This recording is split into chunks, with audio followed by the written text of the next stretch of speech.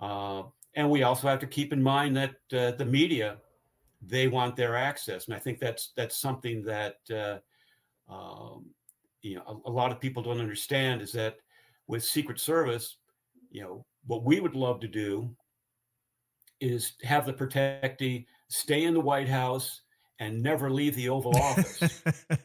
The reality is the protectee, their staff, the media, and general population. We want to, you know, they want to get out and press the flesh. They want to speak in person. Uh, they want to get out and see the people. They want to be seen, uh, and you know have that interaction. And I think that everybody would agree that that's you need to do that to get the vote out. Well, that's America, and it's unique to our country, the access that we have to our politicians. You brought up something, and you talked about various perimeters.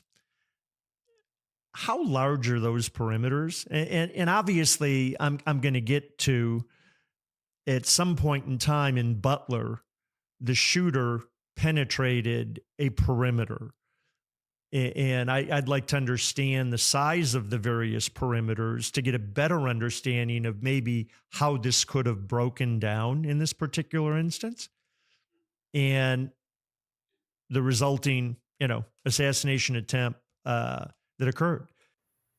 Yeah, and I'll say right up at the top, it was a failure on the part of the Secret Service that individual was able to penetrate that outer perimeter, even though it was not in a you know secured area where the magnetometers were screening everybody having access to the immediate area of the stage. That outer perimeter, as as we've seen, is critical, and 150 yards with a scoped rifle is not a big deal. And that those buildings should have been secured. Uh, there should have been the outer perimeter. Typically, what would happen, or in my case, what I've experienced, is that you would have local police would have responsibility for that outer perimeter, but that there would be Secret Service agents with them, either working protective intelligence, where they're looking for suspicious characters, or there are team leaders from the Secret Service that are working with the locals, um, and in the coordination center, uh, all law enforcement would be represented, but we would also want to have people out there with local law enforcement for that immediate communication. If they see something, uh, to report that immediately and respond.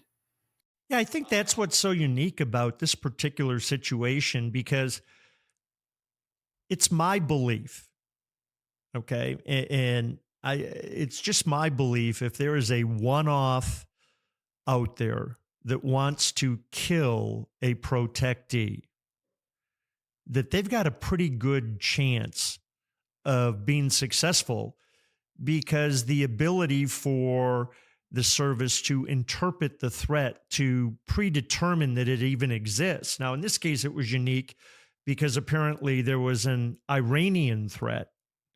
And that leads to conspiracy theories of, how could a 20-year-old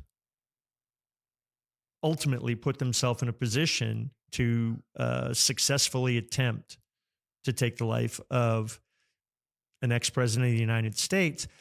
Um, the breakdowns, it's hard because there's physical protection.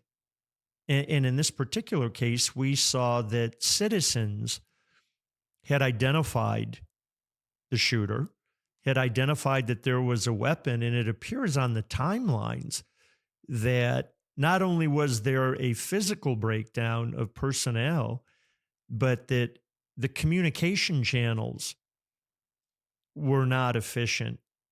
And, it's almost a domino effect. And it's hard to fathom, because I know several Secret Service agents, and I got to tell you, you guys are all badasses. I mean, you are good people and are heroes just for showing up, knowing that on any given day, you're willing to take a bullet for the person that you're protecting. And we saw that from the Butler PA team. As soon as President Trump went down, there's the accusation that one agent hesitated. And I'm sure you've seen and heard of that. But the rest of the team, they covered up Donald Trump with their own bodies. And had there been additional fire coming in, they would have been hit. Unfortunately, obviously, there were other spectators in the crowd that were wounded, and one lost their life protecting their loved ones.